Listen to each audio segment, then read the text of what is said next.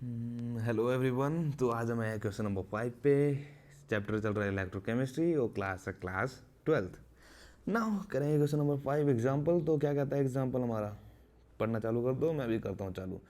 कि हमें निकालनी है ईएमएफ, कि calculate EMF of the cell in which the following reaction take place. ये रिएक्शन चल रही है हमारी, क्या चल रही है, ये रिएक्शन चल रही है। हमें निकालना है कि इसका ईएमएफ कितना होगा।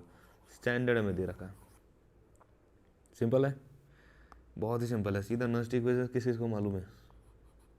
अरे अपने मन में ही बोल दो मालूम है, मैं तो सुन नहीं सकता। ठीक है, स्पेलिंग गलत होगी। ठीक है, ये देखिए, ये नॉस्ट इक्वेशन। नॉस्ट इक्वेशन बहुत ही इंपॉर्टेंट पार्ट है इलेक्ट्रोकेमिस्ट्री का, क्योंकि इसमें से बहुत सारे सवाल पूछे जाते हैं और डायरेक्टली नहीं तो इनडायरेक्टली पूछे जाते हैं। क्या है नॉस्ट इक्वेशन? नॉस्ट इक्वेशन हमारी E cell equals to E naught cell minus 0.059 divide by n log product divide by reactant concentration. Now 0.059 क्यों? यहाँ पे जनरली क्या होता है हमारा, क्या होता है यहाँ पे जो वैल्यू होती है वो होती है R T and divide by F और 2.33, राइट। ये होती है हमारी, इन सब की वैल्यू इक्वल्स टू आ जाती है 0.0591 जब टेम्परेचर होता है हमारा 298 केल्विन। ठीक है, जहाँ पे टेम्परेचर गिवन नहीं होता तो उसको हम जनरली लेके चलते हैं 298 हो। जहाँ पे टेम्परेचर गिवन होगा उस वहाँ पे हम नॉस्ट इक्वेशन ये वाली यूज़ नहीं करेंगे। तो ये जो वैल्यू होगी 0.0591 ये हम यूज़ नहीं करेंगे। इंस्टेड हम यहाँ पे टेम्परेचर की वैल्यू रखेंगे और यहाँ से हम वैल्यू निकालेंगे। बट क्या होता है, जनरली जितनी भी रिएक्शन होती है हम 25 डिग्री सेल्सियस में निकालते हैं, मतलब 298 केल्विन पे ही निकालते हैं।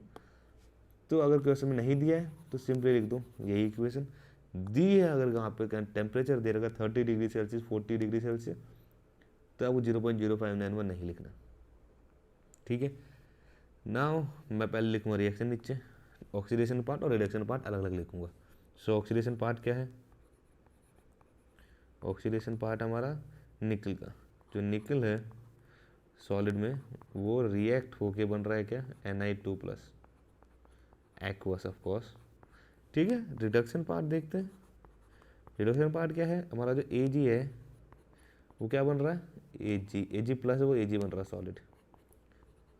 नाउ पहले हम करेंगे बैलेंस रिएक्शन को। बैलेंस कैसे करेंगे? सिंपली आप देखो, नंबर ऑफ एलिमेंट्स देखो, पहले तो सेम है दोनों साइड, जी सेम है, तो अब चार्ज बैलेंस कर देते हैं। इस साइड 2 पॉजिटिव चार्ज है, इस साइड 0 चार्ज है। हम क्या ऐड कर सकते हैं? हम सिर्फ इलेक्ट्रॉन ऐड कर सकते हैं। और इलेक्ट्रॉन क्या होता है, नेगेटिव। हम सिर्फ इलेक्ट्रॉन ही ऐड कर सकते हैं। तो आप इलेक्ट्रॉन किस तरफ ऐड करके आप बैलेंस कर सकते हो वो देखना हमें। तो हम सिंपली यहाँ पे 2 इलेक्ट्रॉन डालेंगे तो यहाँ पे भी हो जाएगा 0, राइट। इस साइड भी 0, इस साइड भी 0, तो चार्ज इज बैलेंस। नाउ नीचे देखते हैं, नीचे हम इधर इलेक्ट्रॉन ऐड कर देंगे तो क्या हो जाएगा, चार्ज बैलेंस हो जाएगा। कैसे? यहाँ पे प्लस था, यहाँ 0 था, यहाँ प्लस है, यहाँ नेगेटिव कर देते, यहाँ पे भी 0 हो गया। करेक्ट, यहाँ तक सबको समझ में आ गया होगा। Now most important thing, oxidation और रिडक्शन, जो दोनों रिएक्शन, ये दोनों जो रिएक्शन है, इस दोनों के अंदर नंबर ऑफ इलेक्ट्रॉन भी सेम होने चाहिए। इन दोनों के अंदर नंबर ऑफ इलेक्ट्रॉन सेम होने चाहिए। यहाँ पे कितना है 2, यहाँ कितना है 1। ठीक है, हम 2 को तो कम नहीं कर सकते पर 1 को तो बढ़ा सकते हैं। अगर 2 इलेक्ट्रॉन को 1 इलेक्ट्रॉन में तो कन्वर्ट नहीं कर सकते, राइट। पर 1 इलेक्ट्रॉन को 2 इलेक्ट्रॉन बना सकते हैं। कैसे? सिंपली 2 से मल्टीप्लाई कर दो दोनों तरफ। ठीक है, कर दिया हमने। अब देखो, अब सब चीज़ बैलेंस्ड है ना, एलिमेंट बैलेंस्ड है, चार्ज बैलेंस्ड है, यहाँ पे भी चार्ज बैलेंस्ड है और एलिमेंट भी बैलेंस्ड है, 2Ag। नाउ यहाँ पे आप क्लियरली देख सकते हैं number of electron exchanges, number of electron exchange involve लिख लो, ज़्यादा बेटर होता है। नंबर ऑफ इलेक्ट्रॉन इन्वॉल्व कितने हैं, 2 इलेक्ट्रॉन्स है। करेक्ट है, यहाँ से n की वैल्यू आ गई हमारी 2 इलेक्ट्रॉन। नाउ अगेन ये जो इक्वेशन है इसको यूज़ करने वाले हम लोग। हाइपर में ये चीज़ बढ़िया, कॉपी पेस्ट बढ़िया चांस हो जाता है, लिखने की जरूरत नहीं बार बार। अब यहाँ वैल्यू पुट करना चालू करो। ई सेल हमने निकालना है, राइट। ई नोट की वैल्यू में दे रखी है इधर, ये रही 1.05 minus 0.059 0.591 divide by n, n की वैल्यू कितनी आ गई हमारी 2, लॉग प्रोडक्ट साइड में कौन कौन है, यहीं पे देख सकते, यहाँ पे भी देख सकते हो, सिंपल यहीं पे देख लो नहीं तो। Ag और Na2+, Ag क्या है, सॉलिड है, और सॉलिड की कंसेंट्रेशन क्या लेते हैं, यूनिटी लेते हैं, तो उसकी वैल्यू लिखने की जरूरत नहीं, यूनिटी मतलब 1 होता है, ठीक है। यहाँ क्या है, निकल 2+, यहाँ पे जो भी कंसेंट्रेशन आएगी सिर्फ और सिर्फ आयंस की आएगी, ठीक है, आयोन्स की ही आएंगी और किसी की नहीं आएगी, और नीचे की साइड Ag+ ओनली ना। वन मोर थिंग, Ag+ के साथ जो कोफिशिएंट लग रहा है वो 2 लग रहा है, राइट, तो यहाँ वो स्क्वायर में आ जाएगा इसके। ये आ गया आपकी फाइनल एक्सप्रेशन, ये आपका फाइनल एक्सप्रेशन है। इसके बाद सिर्फ आपकी मैथ्स है जो कि आपको कैलकुलेट करनी है और क्या करना है, ये आपके अलावा और कोई नहीं करेगा, ये आप ही करेंगे। मैं तो सिर्फ आंसर लिखूंगा, इसके बाद कंसेप्ट मैंने बता दिया है, इससे ज़्यादा मैं कुछ नहीं बताऊंगा। जो बड़ी बड़ी कैलकुलेशन आप खुद ही करनी है, मैं नहीं करूँगा उसे ना। हो Na2+ की कंसेंट्रेशन दे रखी है इधर 0.160, 0.160, ठीक है, डिवाइड बाय Ag+ की भी दे रखी है 0.002, 0.002,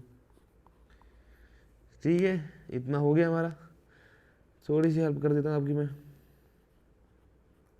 थोड़ी सी कर रहा हूँ, इसके अलावा और 1% हेल्प नहीं है आपकी।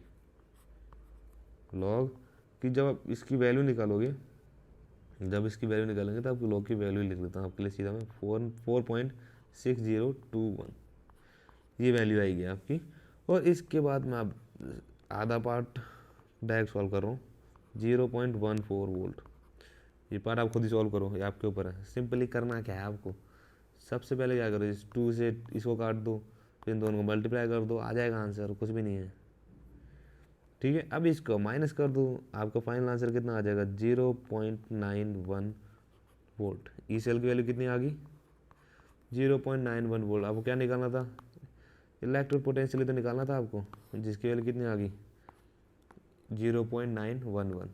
ये देखिए इधर, ये कैलकुलेट EMF, यही आपका EMF है। ई सेल को हम EMF कहते हैं, that is 0.91 volt, that's it.